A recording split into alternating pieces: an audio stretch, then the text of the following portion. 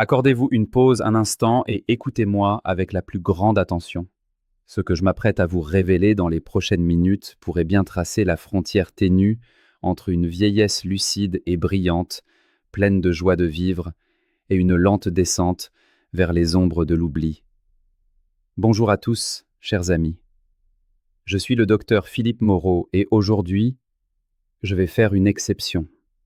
Une chose que je n'ai jamais faite de cette manière au cours de mes 20 années de pratique médicale à la Pitié-Salpêtrière.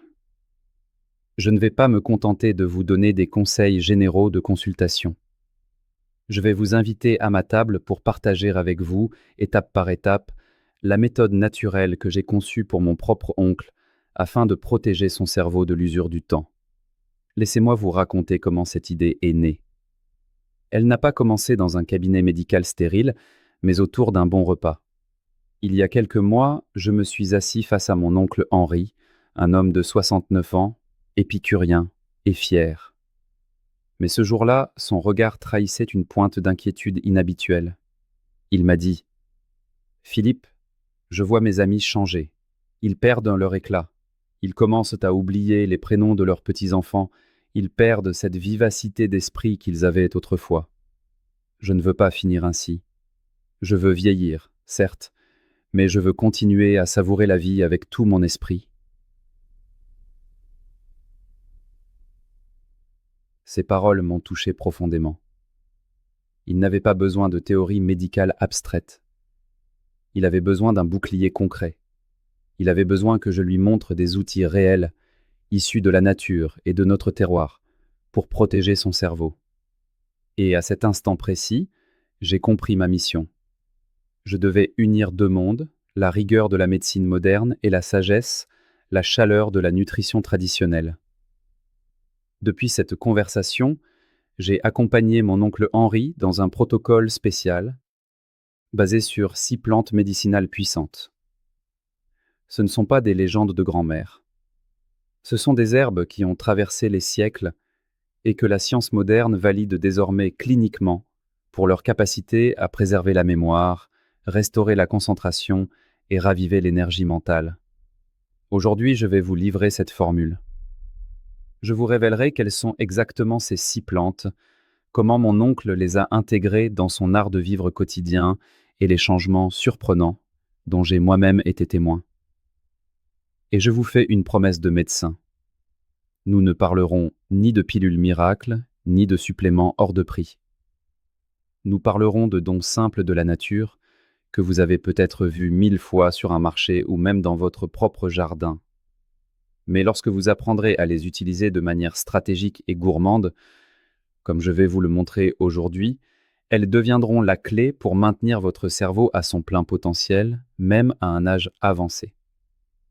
Avant d'entrer dans les détails de chaque plante, j'aimerais vous demander une faveur.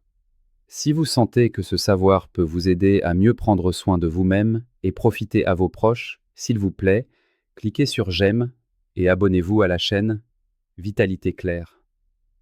Chaque abonnement m'indique que le message atteint ceux qui veulent vraiment comprendre leur santé et appliquer la science à leur vie quotidienne. C'est ce qui me pousse à continuer de vous accompagner sur ce chemin de bien-être. Avant de parler de ces 6 plantes extraordinaires, permettez-moi de vous expliquer ma philosophie, que j'appelle l'élégance de la modération. Après avoir analysé des milliers d'études et vu de mes propres yeux le rétablissement de mon oncle, je suis parvenu à une conclusion ferme. Au lieu de vous saturer avec des dizaines de suppléments pour finir par abandonner, choisissez-en peu, mais d'une qualité irréprochable. Les 6 herbes que je vais vous révéler ont passé les critères les plus exigeants. Elles bénéficient d'un soutien scientifique solide. Elles doivent combattre le vieillissement cérébral sur plusieurs fronts, pas seulement un. Elles doivent être faciles à intégrer dans la vie quotidienne. Et, le plus important, elles doivent être un plaisir, pas une contrainte. Rien n'est superflu. Tout fonctionne. Et voici la liste. La première plante protectrice du cerveau. Le ginkgo biloba chaque matin. La première arme du protocole de mon oncle, une chose qui n'a jamais manqué un seul jour, est le ginkgo biloba. Pour lui, ce n'est pas simplement une infusion, C'est un rituel d'éveil. Depuis plus de 10 ans, quand l'horloge sonne 7 heures du matin, alors que Paris s'éveille à peine, il s'assoit avec sa tasse fumante de thé de Ginkgo biloba, sans sucre, sans artifice. Il le boit pur parce qu'il veut que son corps absorbe chaque nuance de ses principes actifs. Pourquoi le Ginkgo biloba? La réponse se trouve au croisement de l'inquiétude et de la biologie. Il y a quelques années, il a commencé à remarquer des failles dans son esprit. Il oubliait le nom d'un cépage, se perdait dans ses souvenirs ou restait immobile au milieu d'une pièce sans se rappeler ce qu'il allait y faire. C'étaient des signaux d'alerte que nous ne pouvions ignorer. D'un point de vue scientifique, le ginkgo biloba contient des flavonoïdes et des terpénoïdes. Imaginez-les comme une brigade d'élite capable de traverser la barrière hémato-encéphalique, apportant oxygène et nutriments essentiels directement vers l'hippocampe, le centre de la mémoire, pour protéger les neurones de l'oxydation du temps. Nous avons transformé cette habitude en une observation clinique rigoureuse de 6 mois. Nous avons noté, vérifié et observé chaque détail avec attention. Et les résultats sont éloquents. Après seulement 3 semaines, les réflexes de mon oncle avaient déjà changé. Et au bout du 3e mois, il m'a dit que le brouillard mental s'était levé. Sa vivacité naturelle était revenue. La science le soutient. Une étude marquante publiée dans la revue Psychopharmacology a démontré qu'après 24 semaines d'utilisation d'extraits standardisés de ginkgo biloba, le cerveau des personnes âgées améliorait notablement sa vitesse de traitement et sa capacité de concentration. De plus, une méta-analyse confirme que cet extrait agit comme un frein puissant qui ralentit la progression du déclin cognitif. Mais ce qui m'a vraiment surpris, ce ne furent pas les chiffres, mais la manière dont mon oncle l'a intégré. Il n'avalait pas l'infusion comme on prend un médicament à la hâte. Il a transformé l'habitude en un moment de dégustation consciente. Pendant que l'infusion reposait, il respirait profondément et savourait l'instant présent. Cette attitude sereine activait son cortex préfrontal, générant une harmonie biologique qui permettait une assimilation optimale. Et souvenez-vous bien de ceci. Mon oncle est un homme de mesure. Il comprend qu'une plante puissante mérite le respect. Il sait que le ginkgo peut fluidifier le sang et ne le combine jamais au hasard avec d'autres traitements sans avis médical. Cela s'appelle la sagesse. C'est cela, utiliser la médecine intégrative et non suivre des modes passagères. Le résultat de cette constance élégante? À 69 ans, mon oncle possède une mémoire si aiguisée qu'elle suscite l'admiration. Sa capacité d'association mentale est étonnamment rapide, preuve flagrante que son cerveau se maintient jeune malgré les années. Il y a tout juste 2 ans, il a commencé à apprendre le piano, un défi magnifique. C'est là un cerveau en pleine expansion et non en déclin. La deuxième plante protectrice du cerveau, la sauge. C'est l'herbe que les anciens appelaient la gardienne sacrée. Mon oncle ne l'utilise pas au hasard, mais comme une ponctuation stratégique dans sa semaine. Le rituel est immuable et délicat. Tous les mercredis et dimanches, juste après le déjeuner, une petite cuillère de feuilles sèches de qualité, infusée dans de l'eau chaude pendant exactement 7 minutes. Lorsque l'arôme terreux et frais emplit l'air, il la boit doucement, avec plaisir. Ce n'est pas juste boire du thé, c'est le moment où il ravive sa clarté d'esprit. Pourquoi la sauge?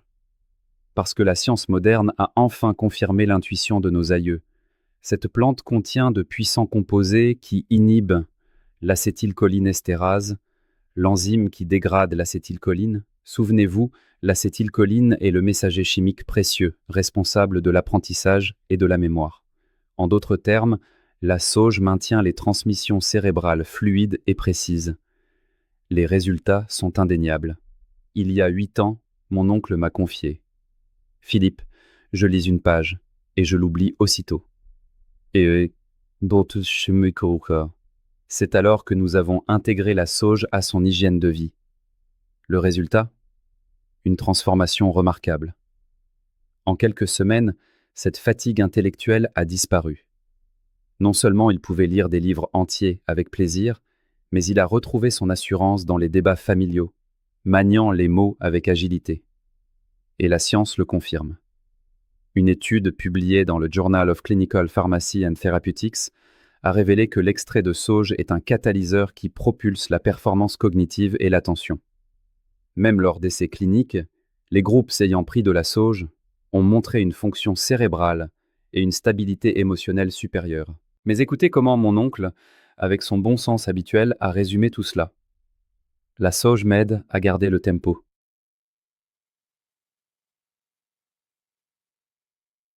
Cette phrase est d'une justesse absolue. Pour lui, la sauge est le lien qui unit ses souvenirs, les empêchant de s'effilocher. Et la leçon la plus précieuse qu'il m'ait laissée réside dans la méthode. Il n'aime pas les gélules industrielles. Pourquoi ? Parce qu'il a découvert que le plaisir commence par le nez. Lorsqu'il prépare son infusion, la vapeur aromatique active directement les zones cérébrales associées à la mémoire olfactive, un chemin sensoriel irremplaçable. Aujourd'hui, c'est devenu un rendez-vous sacré. Il s'assoit, respire les effluves de son jardin dans sa tasse. À ce moment-là, non seulement il protège sa mémoire, mais il apaise son esprit, car un cerveau sain est d'abord un cerveau serein. La troisième plante protectrice du cerveau est le romarin. Parlons maintenant d'un défi que nous connaissons tous, la baisse d'énergie après un bon repas. C'est ce moment où l'esprit s'embrume, quand vous avez l'impression que la sieste vous appelle impérativement. La plupart des gens se précipitent sur le café, mais mon oncle, qui cultive l'art de vivre, a choisi une autre voie plus subtile. La troisième alliée de son rituel est le romarin. Il ne s'agit pas seulement d'un aromate pour l'agneau dominical. Durant plus de 12 ans, il a fait du romarin un atout biologique aussi précis qu'une montre. À 3 heures précises de l'après-midi, l'heure douce de l'après-repas, il prépare une petite tasse avec des brins de romarin frais. Il les laisse infuser quelques minutes. Il ouvre la fenêtre pour laisser entrer l'air frais et le boit doucement. Parfois, il suffit de froisser quelques feuilles entre les doigts et d'inhaler profondément ce parfum méditerranéen. Pourquoi le romarin ? Parce qu'il a compris qu'il avait besoin d'une étincelle naturelle pour relancer sa machine cognitive sans l'agresser. Et la science lui donne raison. Le romarin est une pharmacie botanique miniature. Il contient de l'acide carnosique et surtout du 1,8-cinéole, un composé volatile fascinant. Ce qui est merveilleux, c'est que le cinéole passe dans le sang par la simple respiration. Des recherches de l'université de Northumbria ont démontré qu'il suffit de sentir le romarin pour stimuler la mémoire prospective. C'est essentiel. La mémoire prospective est la capacité de se souvenir de ce que l'on doit faire plus tard, sans rappel extérieur. Mon oncle est la preuve vivante de cette efficacité. Avant, il notait tout sur des bouts de papier pour ne pas oublier ses tâches de l'après-midi, mais depuis qu'il a renoué avec le romarin, il se fit à nouveau à son esprit. Il dit en souriant que cette plante est comme un assistant discret qui lui souffle les bonnes informations. Le romarin lui a rendu sa confiance et sa maîtrise. Il ne craint plus les oublis ni les confusions. C'est une liberté retrouvée, mais ce que j'admire le plus, c'est sa modération. Il sait que tout est question d'équilibre.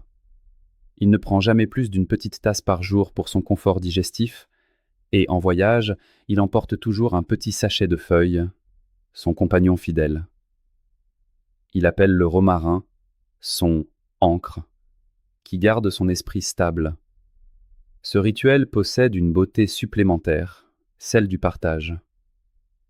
Lors de mes visites, il m'a souvent invité à partager cette infusion dans le calme de l'après-midi. C'est là que j'ai compris que le pouvoir de cette plante réside aussi dans la pause qu'elle impose. Les effets cumulés après 12 ans sont stupéfiants. Aujourd'hui, il peut se plonger dans des dossiers complexes ou s'occuper de son potager jusqu'au soir sans faiblir.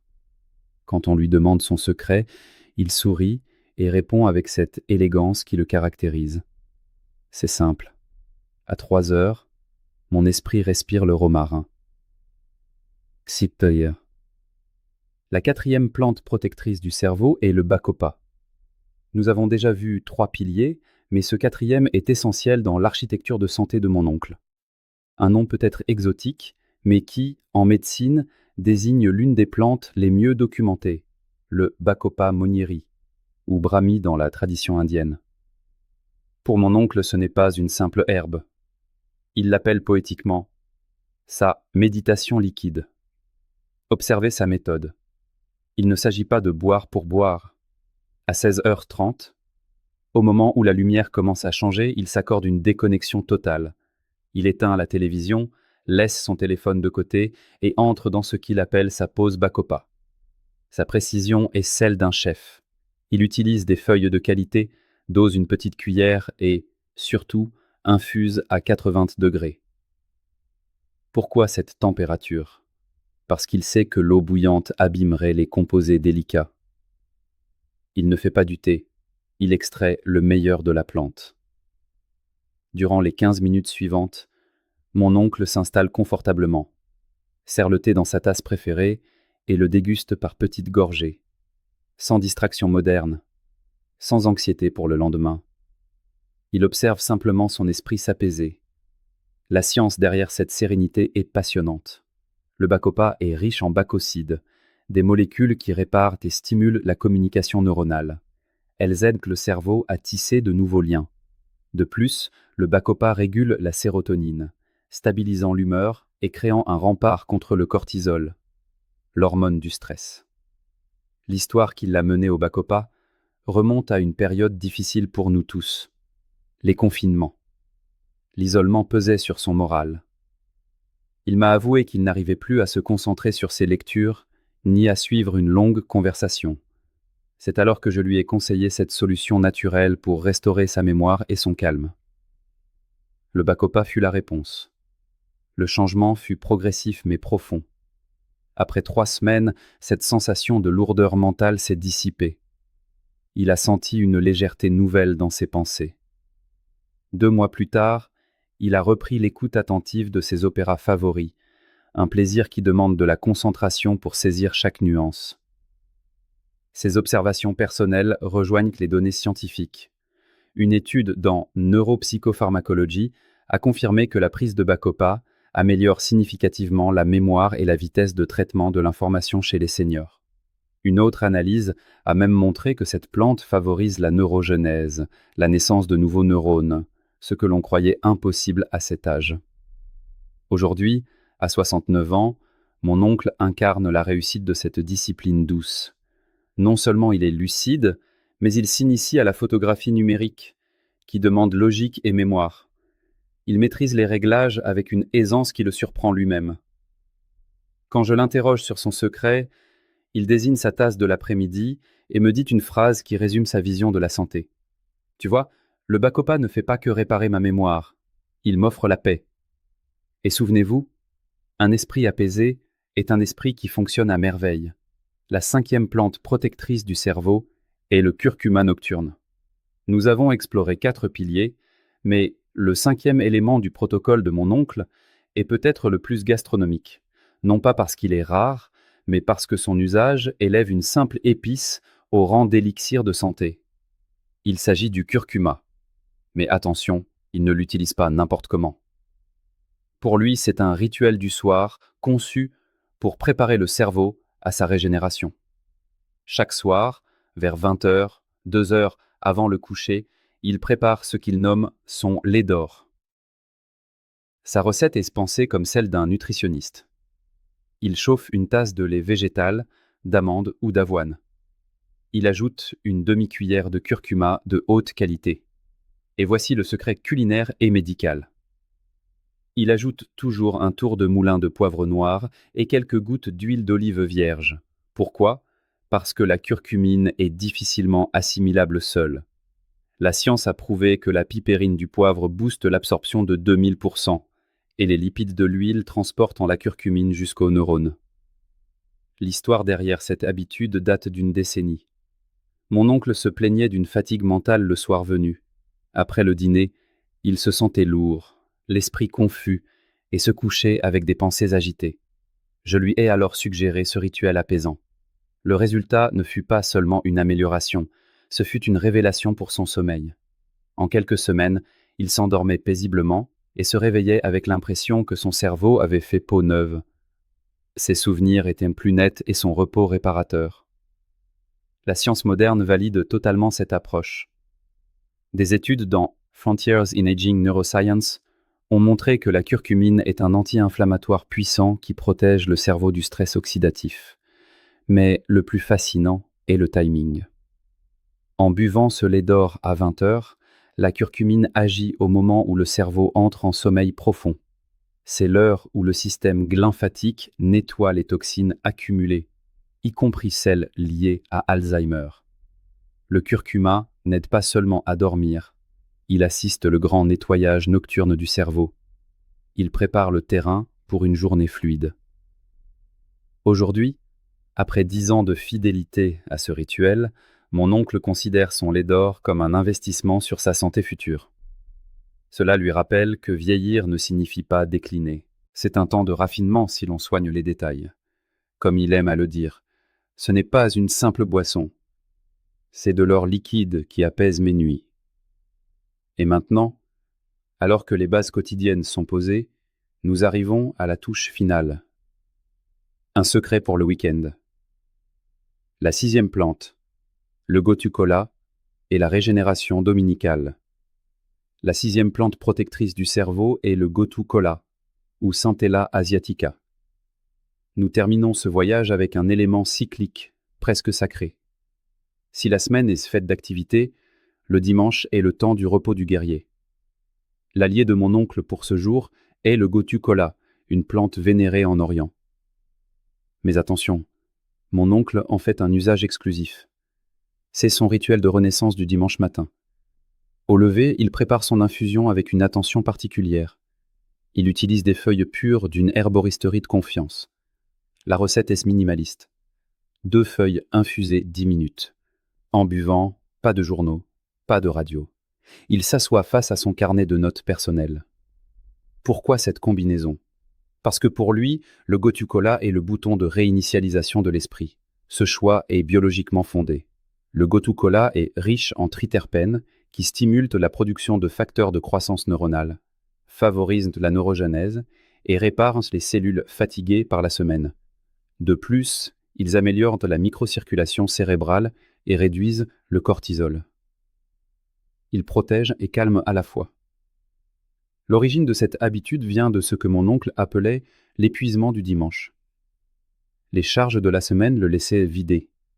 Nous avons introduit le gotu-kola comme une thalassothérapie mentale hebdomadaire. Les résultats furent superbes. Après 2 mois, il ne redoutait plus le lundi. Il attaquait la semaine avec optimisme et sérénité. La science ne s'y trompe pas. Des études ont confirmé que le gotu-kola améliore la mémoire de travail et réduit l'anxiété de manière significative chez les adultes. Mais ce qui me touche le plus, c'est la dimension émotionnelle de ce moment. L'association de l'effet apaisant de la plante et de l'écriture dans son journal, où il dépose ses pensées et sa gratitude, crée une synergie puissante. C'est un nettoyage à la fois chimique et émotionnel. Aujourd'hui, mon oncle le résume ainsi. Le gotu-kola du dimanche est ma clé pour ne jamais laisser mon esprit vieillir. Il nous rappelle une vérité simple. Nous avons le pouvoir de nous régénérer et de repartir à neuf chaque semaine.